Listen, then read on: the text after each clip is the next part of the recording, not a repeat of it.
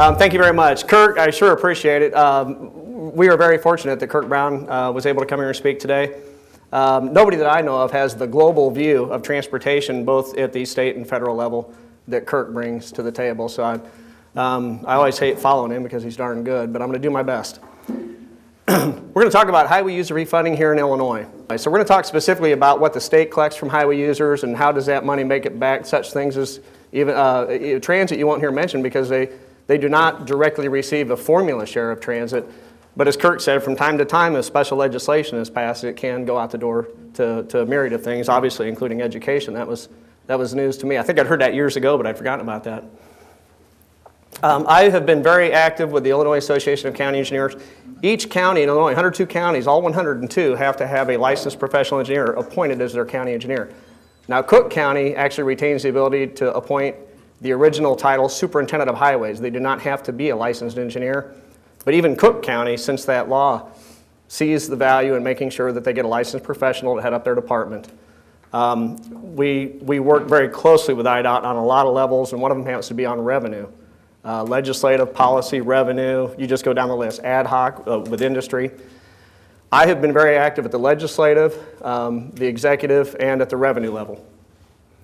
So a lot of what I'm going to present here today will be in these slides that are hard to read, and I apologize for that. But as you heard, I graduated from the U of I, so I tended to kind of just lean towards orange and blue. My apologies, but it's great to have it in orange and blue, but obviously some of the bottoms of the slides get a little hard to read. But here in Illinois, local jurisdiction, when I say local roads, I'm talking about municipal streets and village streets, I'm talking about county highways, and we're talking about township or road district roads. On the state system, IDOT is charged with maintaining state highways, U.S. highways, and interstate highways. And of course, also in Illinois, as far as public roads go, we have toll roads. Toll roads, of course, exist on tolls, so they don't receive any highway user fees. So if we look at the road mileage breakdown, this is what it looks like in pie chart form. And I know at the back you're having trouble reading the legend, which is probably the most important part.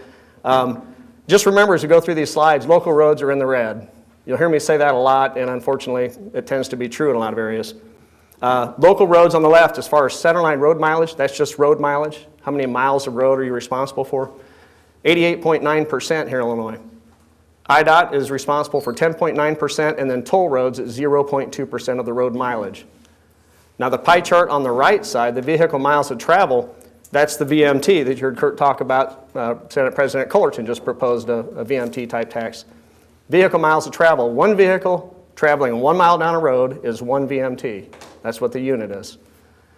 So if you see, that is an excellent measure of who is doing the work, right? Which road system is carrying what amount of traffic, okay? So is centerline road mileage, but VMT is another excellent measure.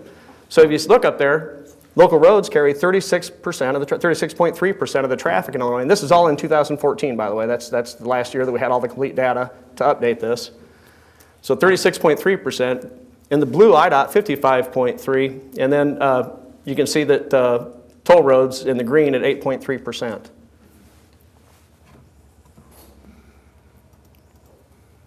So what are the user fees here in Illinois?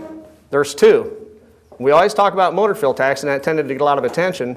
And even the bill that was proposed by Senate President Cullerton was to replace motor fuel tax with a VMT. But there's actually two revenue sources. There are the fees that you pay, and all of us pay to operate a vehicle at the Secretary of State. You have your driver's license, you have registration fees, and you have title fees. And there are some others, but those are the big three.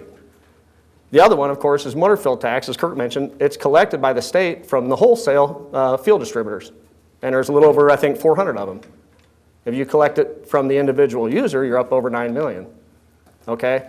That cost that the wholesale fuel distributors pay gets passed on to the pump, right? It goes to the retailers and they charge it at the pump. So ultimately, the user is paying that at the pump. But the state is collecting it from 400 plus wholesale distributors. So those are the two user fees here in Illinois. Now there's an important distinction to be made here. This is very important. First of all, what you pay at Secretary of State, I think most of us just kind of have a feeling that it's going towards roads and things of that nature. But what we don't know is that local roads do not share in any of the motor vehicle revenue directly, right? There's no formula share to local roads, it's zero. But motor fuel tax, there's a direct formula share. So in other words, if the state collects $1 more in MFT, a percentage of that goes right to local roads and gets distributed to all local highway authorities. Motor vehicle revenue, if there's another dollar collected by the state, it doesn't go anywhere, but it stays with the state. Now, it may go to IDOT, it may go to the General Revenue Fund, it might go to a special program, but it does not go to local roads. Can we blow this one up here, kind of expand it? This is a PDF file, so I have to rely on our technical expertise to do these cool things. This is the motor fuel tax distribution. Remember, MVR, the formula is real simple. You get 0 for local roads, okay? But on the motor fuel tax side, you can see that 19 cents a gallon, which has been fixed since 1980, I think it went into effect in 1990. So 26 years now, we've been at 19 cents per gallon. And what have we seen? We've seen skyrocketing fuel prices back in 05, 6, and 7, and then they've kind of spiked up and down since. We had a lot of volatility. Well, that's driven consumption down just a little bit. Like Kirk said, it's not dead at all, but it hasn't helped, right? It hasn't been healthy. So right now, we've declined a little bit. So at 19 cents a gallon, when fuel sales kind of went down a little bit, then hovered and stayed stagnant, that means that the revenue that we're able to reinvest in our roads did the same thing. It's fairly stagnant on local roads. The 2.5-cent diesel differential, I'll mention that in a minute, but that was for the 80,000-pound truck to get access to the state highway system here in Illinois. And it goes straight out, it goes into the motor fuel tax fund, it's accounted for, it goes right into IDOT's state construction account, which is dedicated towards investing in road and bridge construction and repair. You can see there's quite a few things that occur out of the motor fuel tax fund before any of it makes it to IDOT or to local roads. The grade crossing protection fund in particular helps out local roads. It really helps out railroads to a higher degree, generally. A lot of the cost of the railroad crossing is in getting the rail grade adjusted, and then the approaches are built up to it, so there's a small part there. But that has been dedicated to helping local roads with those crossings. Otherwise, they'd be bearing 100% of their share of the cost. So it has been helpful. The administrative costs, the Department of Revenue back in 2009, they had a 22, 21, it kind of hovered from year to year right there for administrative fee for administering the motor fuel tax. It doubled to 44 million. And so a lot of industry related, county engineers, and we asked the Department of Revenue, what's going on? They said, well, we're upgrading data processing equipment. A couple of years, it'll go back down. Well, 2016, it's still over 40 million. I don't know if I can scroll down now. So then, after all that off the top, you have the motor fuel tax fund. You can see on the left side, on your left, that's what goes to IDOT, 45.6%. And then on the other side, 54.4% goes to local roads. And it's shared between municipalities, counties over $1 million, which is Cook, and then counties under $1 million, which is the remaining 101 counties in the state, and then townships and road districts. So you can see that any dollar that goes in the top after those fees off the top, it helps local roads proportionally, direct proportion. So now some key moments. If that's the stage, anytime motor vehicle gets raised at Secretary of State, it doesn't help locals. But then every time you do something with motor fuel tax, which hasn't happened for 26 years, that has an impact on locals. And if it's raised, then it goes up. That helps local roads with their revenue and to reinvest in those roads and bridges. Back in 1982, at the federal level, they said, hey, we're going to now accept the 80,000-pound truck on our federal highway system. And in order to do that, we're going to raise the federal motor fuel tax by a nickel. Now, it was 4 cents a gallon, so they more than doubled it. And a lot of that was used to invest in that system to meet the needs of this new, bigger, larger vehicle on a continuous basis. So there was a big investment in the federal system. The state of Illinois, along with a lot of others, in 1983 followed suit. And in Illinois, they said, we'll now accept the 80,000-pound vehicle on the state system. We're going to raise motor fuel tax from 7.5 to 13 cents a gallon, so 5.5 cent a gallon increase. And then they said, we're going to add another 2.5 cents on diesel because these larger trucks are going to be primarily powered by diesel units. And that will go straight into the state construction account. We're going to increase registration fees on that 80,000 pound, on the vehicles that are in this larger class now from 73,280, which was the old standard, up to 80,000 pound. But then in a my understanding is an unrelated conversation, they said, oh, by the way, locals have been getting 65% of the revenue. And from now on, you're going to get 30%. I'm talking about the motor fuel tax, that formula we had up earlier. So locals went from 65% to 30%. So whereas we had kind of been around this 60-40 relationship, and if you remember the earlier slide, IDOT carried a little over 60% of the traffic and locals carried just a little under 40. All of a sudden, it was like this on the revenue side. So the revenue sharing skewed at that point. Now from that point forward, we had a boats rising equally approach. And thank goodness, because local roads have been kicked pretty hard back in '83. So from 84 to 2000, and I have to say, you know, there was a huge friend in IDOT at that time, and it was Kirk Brown. Kirk Brown and the team that he worked with and the people at IDOT at that time were very conscientious about the overall transportation system. It wasn't a state roads versus local roads mentality. So the boats rising equally actually worked fantastic. It was amazing how well they were able to anticipate how much revenue they would raise by raising motor vehicle revenue or motor fuel tax. And even though we'd kind of been stilted at that point, at least we rose together. And so the last bill to go into effect was Illinois First in 2000 under that scenario. And then after 2000, we lost that ability to work so closely with IDOT. So a lot of elected officials wouldn't have this much information, but they wouldn't have needed it because it was already woven into the package that locals and the IDOT were all saying the same thing. This is what we need to do as far as what Kirk said, a funding plan. This is our funding plan to achieve desired results. Well, in 2009, we finally got around to the next capital bill, Illinois Jobs Now, and local roads were given the 80,000-pound vehicle. Said they're now going to get access on local roads. That's the new maximum vehicle size and weight.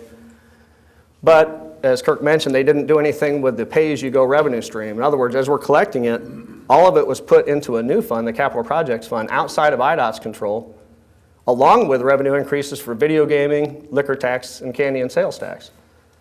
And so those increases all went into this new pot of money that pays for all kinds of different bonding, both transportation and non-transportation. So it became difficult to track. And in politically correct terms, it became less transparent to know exactly what were the highway user fees doing versus what video gaming and these other things were doing. And when they appropriated that, they said it's going to be dedicated, that new fund is dedicated 100% to paying off bonded indebtedness. So you can sell the municipal bonds or the state bonds, do some good improvements, and those funds will pay off that bonded indebtedness. So there was no pay-as-you-go component, and they anticipated $3.554 billion in bonds that they'd be able to go do some good with, and $3.054 billion went to IDOT on the transportation side. And then $0.5 billion went to local roads. That's 14%. So now, I mean, under that program, we're carrying 40% of the traffic. We'd already been stilted a little bit. We're down around 26%, and now 14% on the revenue. Local roads just continue to, and I'm not pointing a finger or saying anything bad. I'm just saying I don't know that anybody had this information in front of them to consider it as the process unfolded. That capital program came out very quickly to our legislators, and I don't think they had the information to say yay or nay, or other than we definitely need to invest in our transportation. So there was no reason to cast a no vote at that point. And as a result of that, obviously, there was really relatively little, if any, investment in the local road system. I mean, a one-time shot of $500 million. The annual motor fuel tax in 2014 to locals was $561 million. So one-time shot of $500 million spread out $100 million a year for 5 years didn't really allow for any, particularly when we were so far behind on basic maintenance anyway. So we got the 80,000-pound truck, but on the local system, you got no assistance to help. So now let's go back and look at just the revenue. Motor vehicle revenue in blue, motor fuel tax in red. And you can see all the way up through about, on the left is 1980, on the far right is 2014. And you can see about that last 10, 12 years, motor vehicle revenue became the much larger revenue source. Motor fuel tax had always been the big one. So when locals got a share of that, it worked out to where that's how our boats were rising equally. But you can see after 2000 how it just drastically shifted even more. And so the local share dropped significantly. And that's a funding structural problem again. This is about identifying the problem so that we can work together to maybe have a common solution. There's no master plan here. The funding structure, just under the motor fuel tax and the cost of fuel going up so high, this is part of the result. So a lot of this is driven by things other than the legislation had no intent of creating this. And so now you look at, in dark blue, the highest bar chart, that's all the funding, that's motor vehicle revenue and motor fuel tax combined. In the light blue is what was going to IDOT, and then in the red on the bottom is what's going to local roads. So now you can really see how local roads they're really getting a huge underinvestment. I mean, they're carrying 40% of the traffic, and you're down there just slightly over 20% of the revenue now is actually coming back to be invested in local roads. And another way to look at it is just percentage of the overall amount collected. And you look back on the far left is 1980 again, and on the far right is 2014. You go out there to 1983, 80, 45, and look at that. We were way over 100%. IDOT was up over 70% of the investment, and now they're below 60. Locals were just shy of 40, and now we're down just barely over 20. So it's not, for local roads, IDOT's not having a great day either. You heard Kirk talk about the needs of the state system. It's compounded just as much, if not worse, on the local system with that type of investment of the fees you're collecting from the users. So we go back to who's got the responsibility? What is the contribution to this revenue mechanism? Well, you take toll roads out because they rely on tolls. They don't receive motor fuel tax or motor vehicle revenue. You can see local roads are over 89% of the highway system, of the highway mileage now is local. And IDOT's just under 11. And you look at the travel, the amount of traffic they're carrying, which is basically reflecting the amount of revenue they're generating. And locals are generating 40%, IDOT's at 60. That's that 60-40 I keep talking about. And I updated this in 2012, and locals were actually at 40.5% that year. So it's been right around 60-40 for a long time. And this is where it starts to get a little concerning. Let's compare the mileage of roadway to the amount of revenue fees being reinvested, being deposited with IDOT or being distributed to local roads. And on the left, you've got that 89%, 11%. But then on the right, you can see IDOT in the blue receiving 56% of the MVR MFT revenue.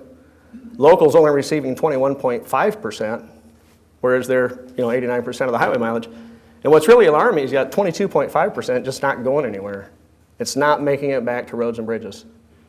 And as I mentioned before, part of that is what is being now deposited in the capital projects fund. So that's part of it. But there's a lot more to that. There's a lot of motor vehicle revenue that's actually for special programs and special things where the proceeds are directed away from IDOT and away from local roads.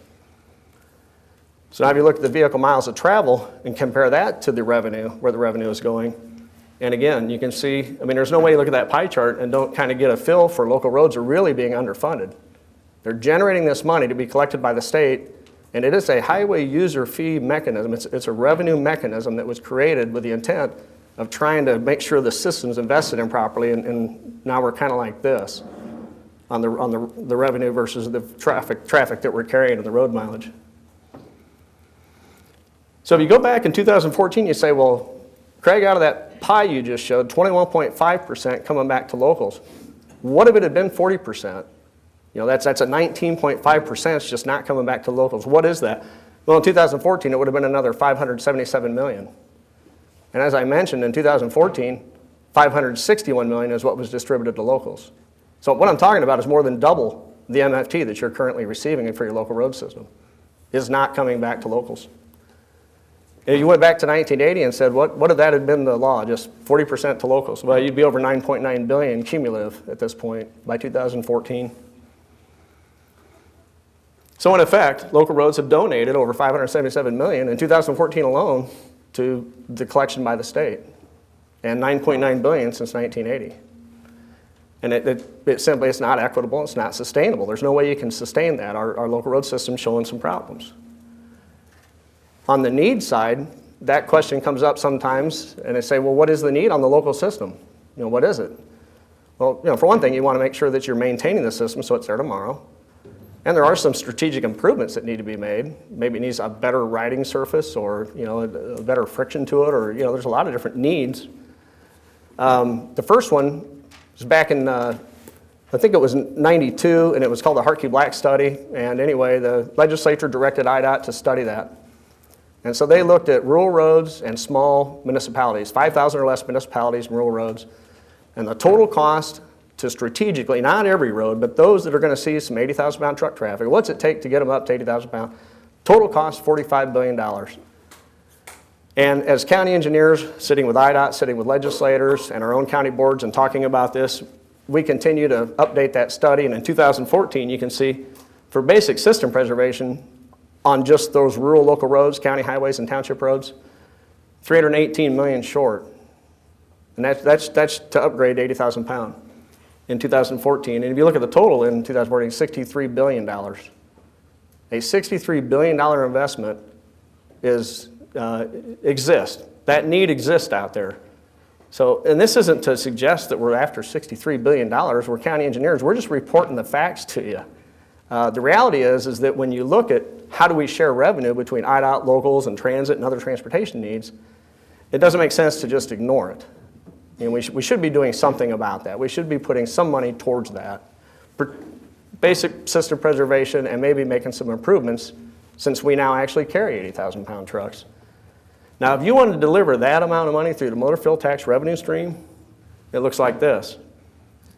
$624 million on an annual basis in 2014 dollars, and then $125 billion total investment, which broken out on an annual basis and was a little over $6.3 billion per year in 2014 dollars.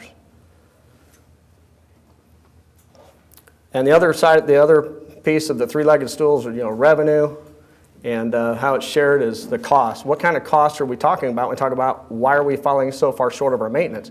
It's not just the revenue side. A lot of what we do to our highways relies tremendously on bituminous product, on petroleum products. So when it skyrockets per barrel, the taxpayer's cost to maintain the system goes up tremendously. And so what you've got there in the blue is the motor fuel tax revenue. In the green are the costs that face. And the costs are the competitive bid costs that we go out for annual maintenance every year. The county engineers, our revenue committee has studied this. This is the most direct comparison of what our motor fuel tax is expected to cover. This is a direct application of motor fuel tax revenue to the cost. Well, our revenue is down 1.3%, but our costs are 148% over what they were in 2000. So what's that saying is that in 2014, and we compare it to 2000 because that's the last increase locals got in their share of revenue.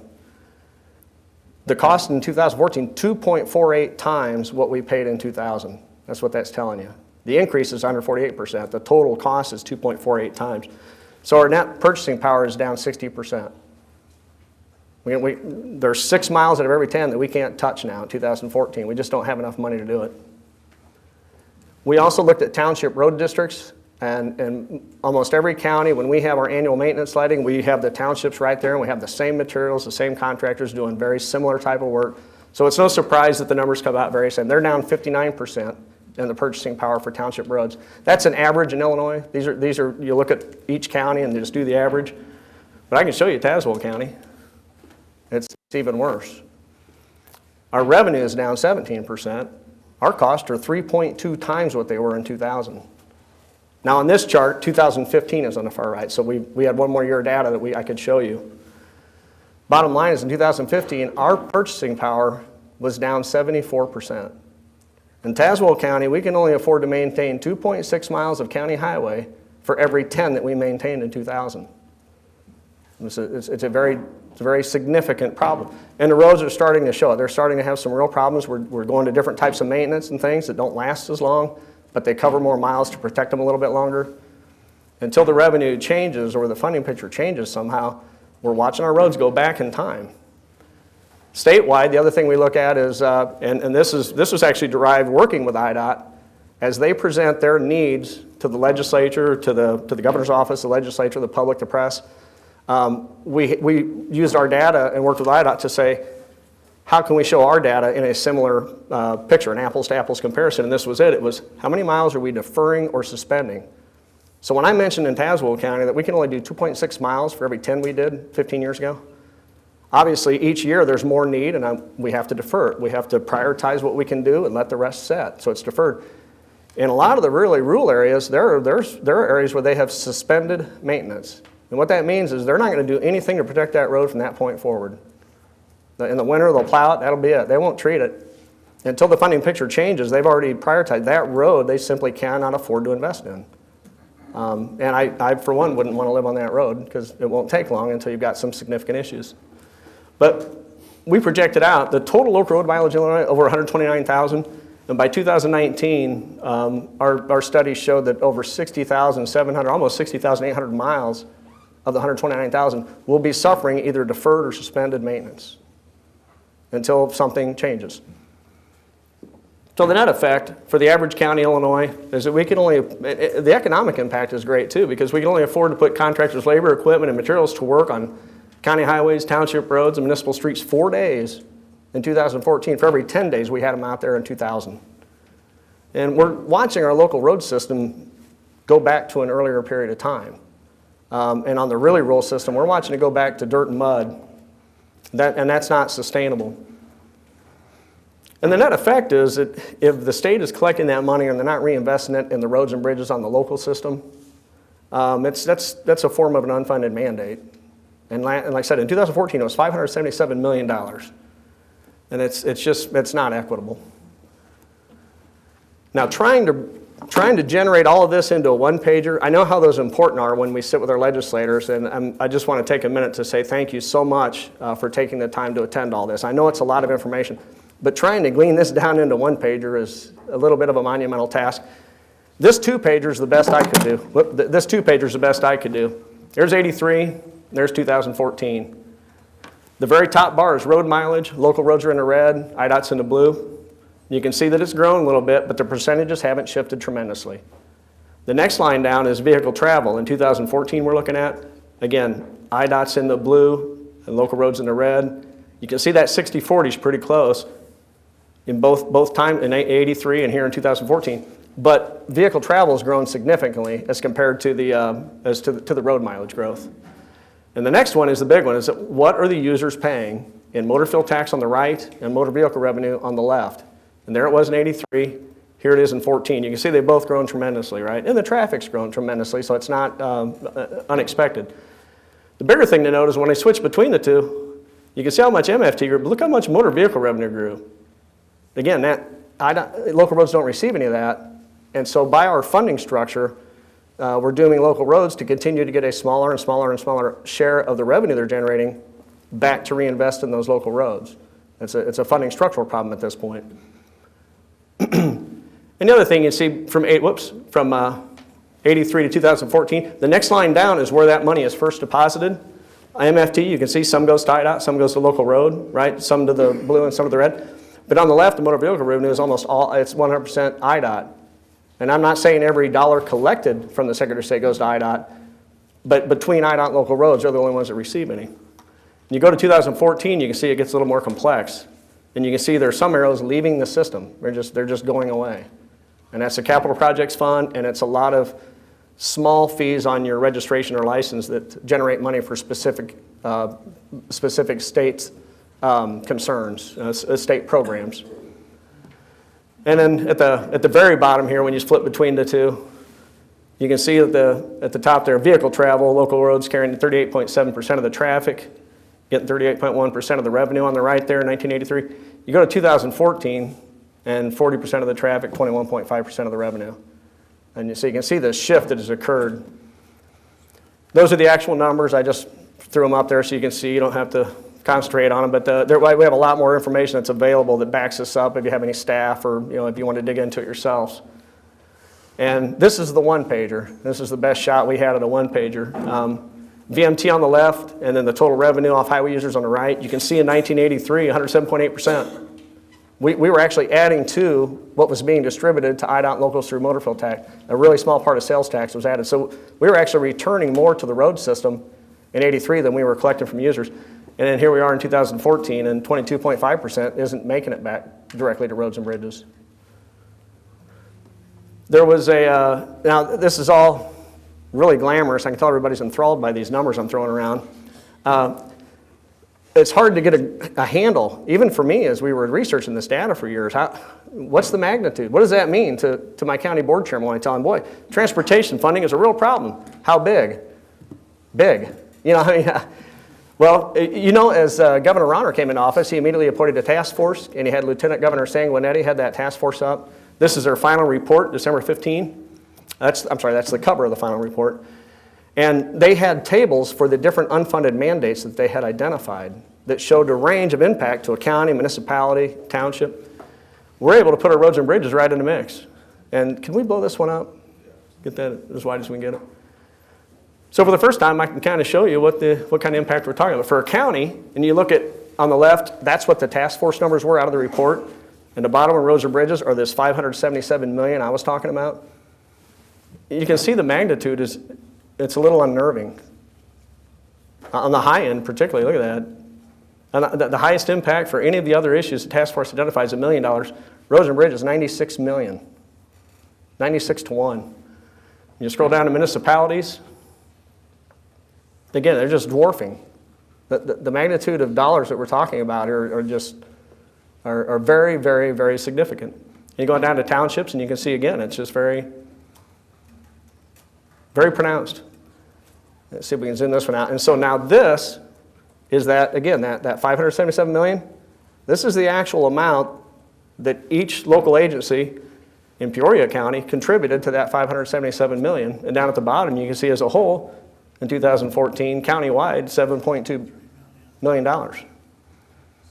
Peoria County in 2014, 2.5 million was collected from highway users, but only 21.5% was returned. This is the 19.5% that wasn't returned. And even the city of Peoria, 2.9 million. I mean, these are very significant. We look at Tazewell County. Tazewell County's at 2.1 million. And I can see peaking in there for $868,000 in 2014 alone, 5.9 million for Tazewell County. And whoops, and if you go to the next one, Woodford County, 631,000 for the county alone in 2014. Eureka at 134,000. I mean, and every single township is just taking a beating when that money they're helping generate isn't being returned through that formula. 2.1 million. So in the Tri-County region alone, 2014, we helped the state collect 15.2 million from highway users that was not reinvested in our local roads and bridges. So in conclusion, basically 40% of every highway user fee dollar and any other state transportation investment really needs to be reinvested in local roads in order that we have a cohesive and seamless network of roads and bridges. Because most people don't know when they're on a township road or a county highway or a municipal street or a state highway. You get in your car, you go from point A to point B, and I don't think that we want to return to a system that we had many, many years ago where you knew immediately when you're out of the city because you couldn't get down the road if it had been raining. You know, the road would be too soft to support the weight of your vehicle. So what can local elected officials do? I'd ask you to consider. You can prioritize when you talk with our state legislators and the governor's office that the number one concern transportation-wise we have is that we really need 40% of that money to be reinvested through the existing formula to roads and bridges on the local system. That we want to see that in the next state transportation capital bill. As Kirk mentioned, everybody knows there's not going to be a transportation plan suddenly. There are too many other higher pressing issues at the state level. But there will be one. There will be a state transportation capital plan. And like Kirk, I hope it's a transportation revenue plan, a transportation funding plan that achieves our desired goal. As local elected officials, we can let state legislators and the administration know that we want IDOT to work with local roads. We've lost that relationship. When IDOT comes to the legislatures and the press and they talk about the transportation need, we're not woven into their message the way that we used to be. So we would ask that we continue to have our elected officials talk to IDOT about, do you have locals in there? Are they at 40%? Is that going through formula? No, those are the questions we'd like to have IDOT at least asked to answer and maybe to move forward with a message that includes us.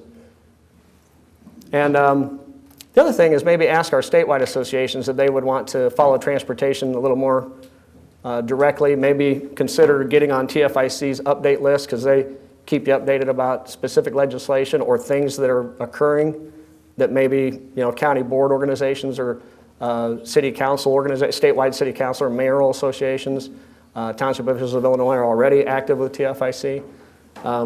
That's another good avenue to take to continue to ask for basically the fight for 40, for locals to receive 40%. We used to. There's been a little lack of oversight or including that vision as you roll out each successive transportation bill. I think we need to refocus on that. And for our state elected officials, the same, similar. We'd ask that you help ensure that the next state transportation capital bill show that 40% of it is going to locals through that formula. We'd ask that you ask IDOT to work with us and ask them, hey, does your plan, does that have locals in there at 40%? Can you show me where that is? We'd like to have IDOT at least respond to you on that information or that request. And as these transportation initiatives come, President Cullerton's VMT proposal, feel free to reach out to the county engineers. We put a lot of energy and effort into tracking this so that we can keep our officials apprised of the impacts that could have to our system, you know, whether they be positive or negative, at least let you know what the potential impacts are. And with that, whoops, somewhere in there, be glad to take any questions, and there's my contact information.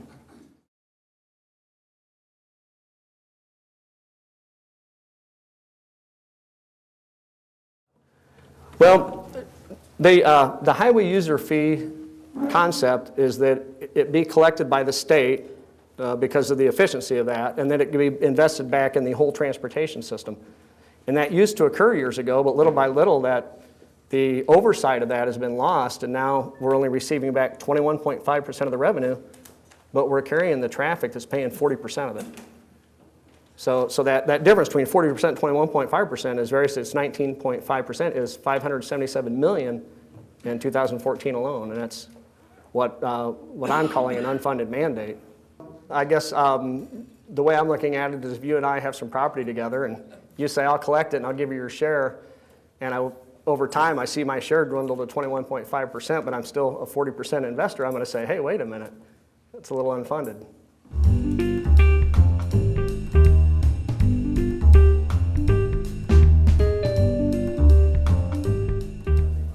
Yes, I don't know what the status is of it as far as whether it has any traction or not, or there's any real discussion about it.